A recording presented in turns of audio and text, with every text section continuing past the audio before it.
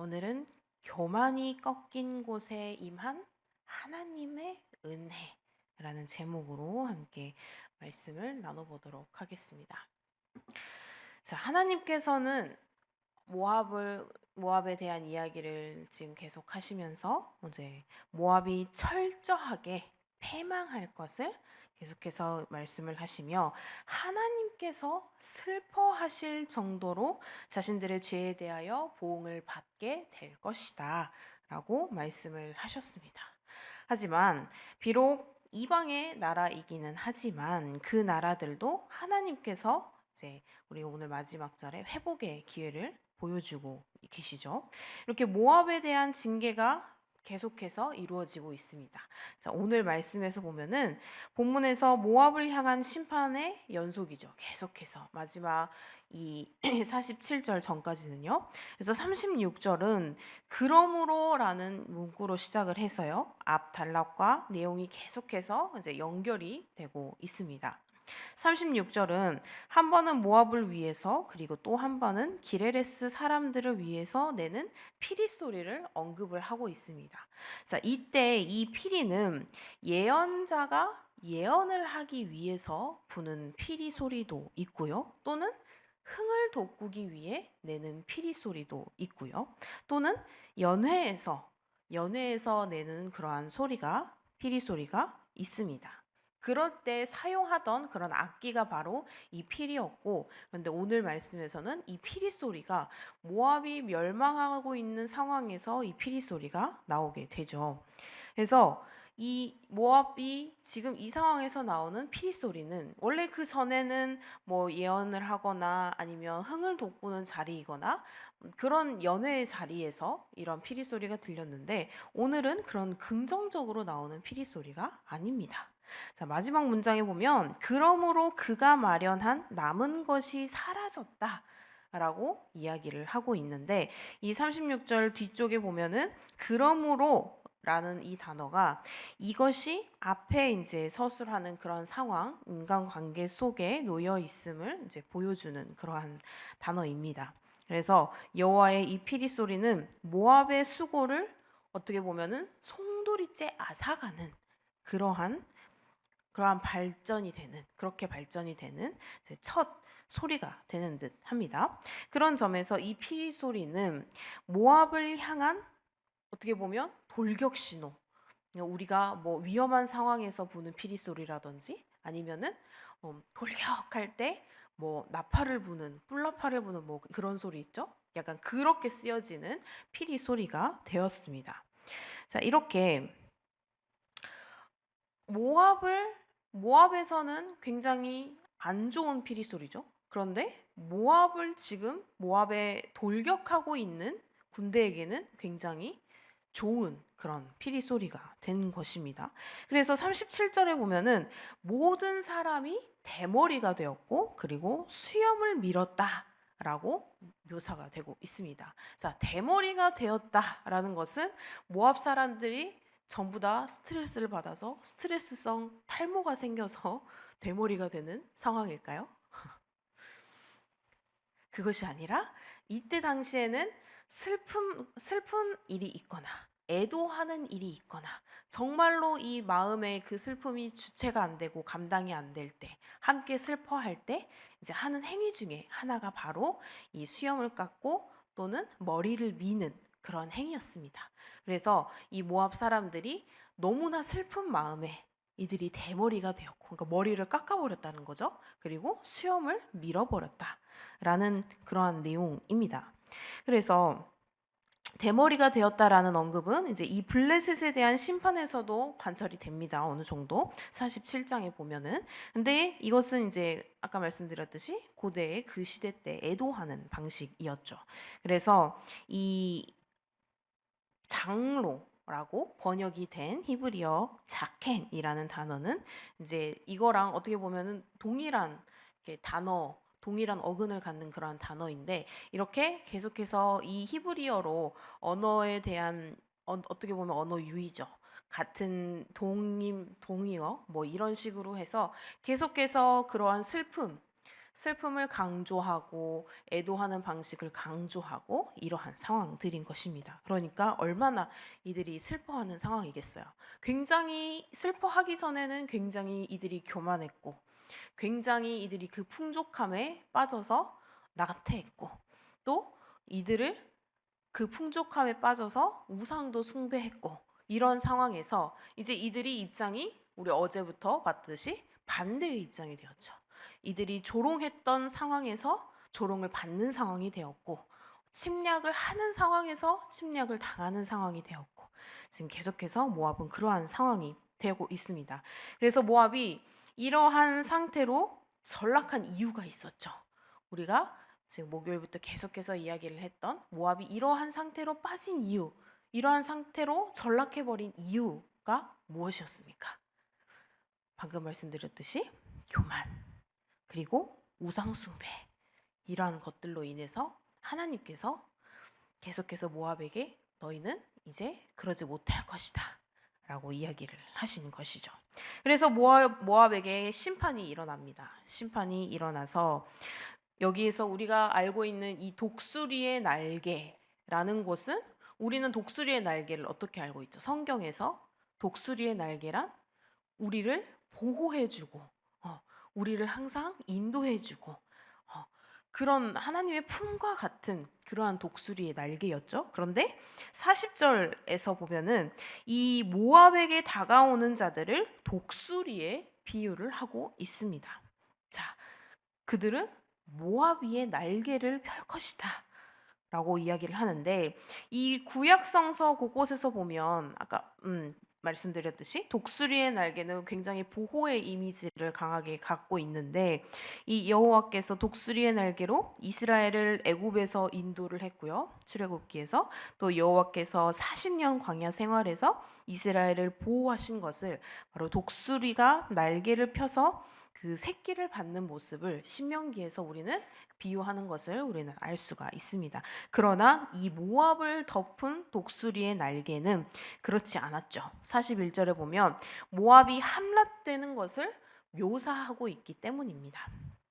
그래서 이 예레미야의 저자는 타파스라는 헬라어의 동사를 사용을 해서 함락되는 모압을 계속해서 이야기를 하고 있습니다.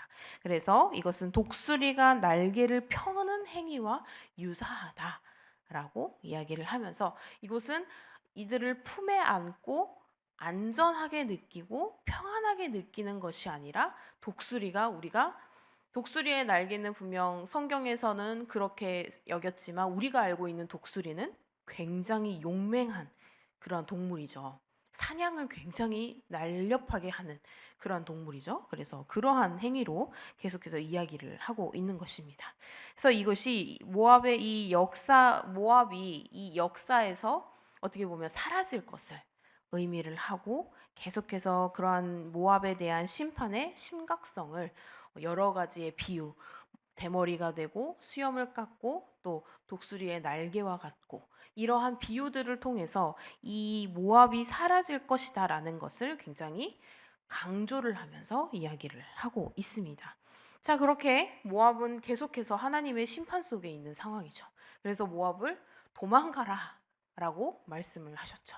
하지만 도망가도 너희는 편치 못할 것이다 라고 말씀을 하셨고 협곡에서 살면서 비둘기와 같이 살 것이다 라고 말씀을 하셨고 자, 이렇게 모압이 계속해서 하나님의 심판을 받는 것은 바로 그들이 행했던 행위에 대한 심판이었죠.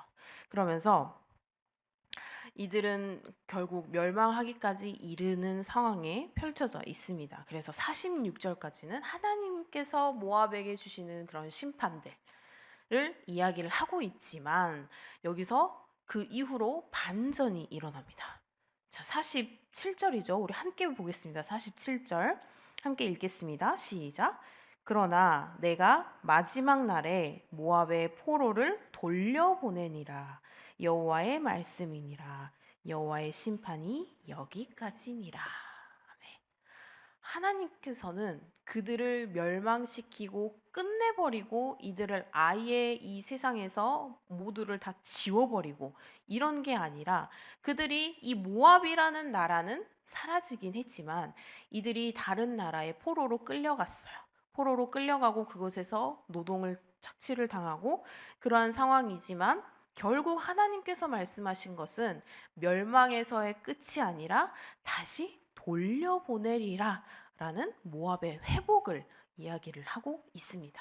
자, 이들은 이방인이에요. 그렇죠? 하나님께서 택하신 백성들이 아니었어요. 이때 당시는. 하지만 하나님께서는 그러한 그들일지라도 하나님을 알지 못하고 교만했고 또한 우상숭배를 했던 그들일지라도 그들이 하는 행동에 대해서는 하나님께서 심판하실지 몰라도 심판으로서의 끝이 아니라 그들이 그렇게 심판을 받음으로써 어때요? 애도하는 마음이 생기고 또한 그들의 마음속에 있던 그 교만이 모두 사라져 버릴 상황이죠. 지금 어디 포로로 가서 나 모압 백성이었는데 나 모압 사람이었는데 라고 하며 포로로 가 있는 상황인데 그러한 교만은 아무런 도움이 되질 않으니 이들은 그런 포로 생활 중에서 교만이 꺾였을 것이며 또한 우상 숭배를 할 시간조차 없었을 것입니다. 그렇죠? 또한 예레미야가 하나님의 말씀을 계속해서 이야기를 했던 것처럼 그 하나님의 말씀을 듣고 이들이 또 회개를 했을 수 있는 그러한 상황들이 나오는 것이죠. 이런 상황들을 통해서 이들의 마음속에 있던 그런 교만이 꺾이고 우상 숭배를 향한 마음들이 꺾이고 한마디로 우리는 이것을 하나님의 단련이라고 보는 것이죠. 이렇게 하나님의 단련이 계속되고 그들이 심판을 받으면서 그렇게 하나님의 마음을 향하게 되고 하나님으로의 돌아오는 그런 마음을 향하게 되고 그래서 결국 하나님께서는 그 꺾인 그 마음에 대한 회복을 다시금 약속을 해 주셨다라는 것입니다. 그래서 하나님께서 이들에게 이 독수리의 날개가 처음에는 사냥을 당하는 그런 상황이었지만 이제 우리가 그 전에 알고 있듯이 출애굽기, 신명기 이런 성경에서 알고 있듯이 다시 이 독수리의 날개가 하나님의 품처럼 안전한 곳으로서 평안한 곳으로서 임할 수 있다라는 것입니다. 그래서 이렇게 모압은 심판이 끝이 아니다. 애굽에서 회복을 약속을 하셨듯이 모압에게도 이런 희망을 남기신다라는 것입니다. 이러한 징벌의 시간이 끝나면 모압의 포로들을 다시 돌려보내실 것이고 예전처럼 그 땅을 다시 회복하실 것이다라는 약속을 하셨다는 것입니다. 그래서 심판은 진멸의 정점이 아니라 다시금 그들을 새 창조하는 과정이다라는 이야기입니다. 하나님께서 하나님의 주권을 드러내는 방식입니다.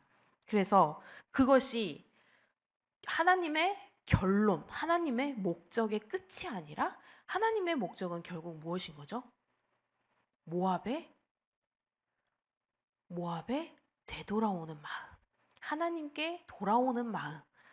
그래서 하나님께서 그들을 회복하는 것이 결국 하나님의 정점, 하나님의 목표였다는 것입니다. 자, 그래서 징계를 받을 때 하나님의 탄식을 기억을 그들이 할 것이에요. 하나님의 탄식을 기억을 한다면 이들이 그렇게 하나님께서 어찌됐든 이들을 멸망을 할 것이다라고 이야기를 하셨기에 이들이 교만이 꺾이는 그 과정 속에서 분명 하나님을 원망하는 마음도 가졌을 것이고 하나님을 향한 절망하는 마음도 가졌을 것이고 하지만 그 자리에 회개와 그리고 결단, 하나님께 다시 돌아오는 그 마음의 결단이 들어설 것이다 라는 것입니다. 그래서 하나님의 자비에서 다시금 회복이 시작되고 그 교만이 꺾인 곳에서 다시금 하나님의 재건이 시작이 되는 것입니다.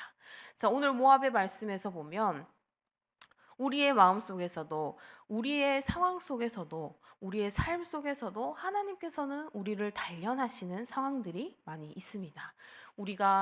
우리는 나름대로 하나님께 잘 가고 있다고 했는데 어느 순간 조금 내가 힘든 것 같고 모압처럼 독수리의 날개가 평안과 이렇게 안전이 아니라 나를 사냥하는 것 같고 이런 상황이 빠질 수 있습니다. 그런 상황이 생길 수 있고 또한 그런 상황 속에서 하나님을 원망하는 마음이 생길 수 있고 또는 내 삶이 너무 절망적이다라는 마음이 생길 수 있습니다. 하지만 그 모든 것들은 하나님께서 다시금 나의 마음을 되돌리기 위한 상황일 수 있으니 이것을 우리는 하나님께 기도로서 간구해야 한다라는 것이죠. 하나님, 저의 지금 이 상황이 어떤 상황일까요? 하나님, 제가 하나님께 어떠한 마음을 가지고 있었을까요? 다시금 나를 한번 되돌아보고 내가 정말로 하나님께 지금 하나님을 향한 마음이 온전한 마음이었는지 또 그 안에서 내가 가지고 있는 교만이 있지는 않은지 또한 나의 마음속에 우상숭배가 되고 있는 어떠한 것들이 있지 않은지 우상숭배가 단순히 뭐 신을 한다고 해서 되는 우상이 아니고 우리가 알고 있는 현대에서의 우상은 여러 가지가 있죠. 물질적인 것도 있을 것이고 내 마음속에 품고 있는 어떤 것들이 있을 것이고 그러한 마음 가운데 내 마음속에 그런 우상 숭배가 있지는 않은지 다시 한번 우리가 되돌아보는 시간을 가졌으면 좋겠습니다. 그래서 하나님께서는 이렇게 심판이 끝이 아니다라는 것이죠. 하나님께서 계획하시는 것은 그들을 멸망시키고 심판으로 하고 그들을 미움 속에서 그들이 끝장나는 그러한 상황이 아니라 결국은 다시 하나님께 돌아옴으로써 하나님의 사랑을 느끼고 그 교만하는 마음이 꺾임으로써 다시 하나님의 그 독수리와 날개 같은 하나님의 은혜가 다시금 우리에게 임할 수 있도록 하나님께서는 우리를 충분히 계획하시고 우리를 충분히 단련하신다라는 것입니다.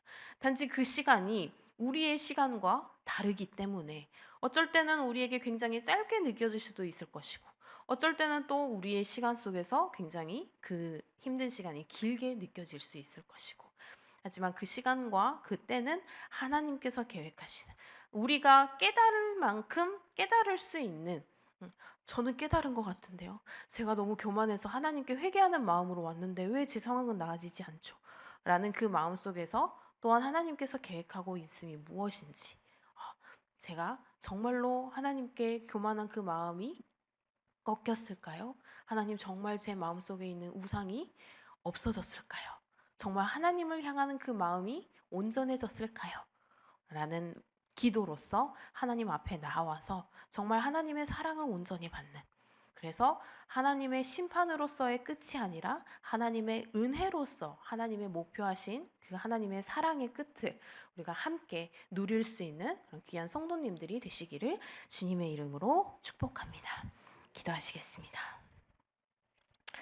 하나님 아버지, 오늘도 주님의 말씀을 통해서 하나님의 심판과 그리고 그 하나님의 은혜를 깨닫게 해주심에 감사드립니다. 저희가 교만과 또한 죄악에서 벗어나서 겸손히 주님 앞에 나아가게 하시고 또 회개하게 하시고 그래서 주님의 그 회복과 구원의 은혜를 경험하게 하여 주시옵소서.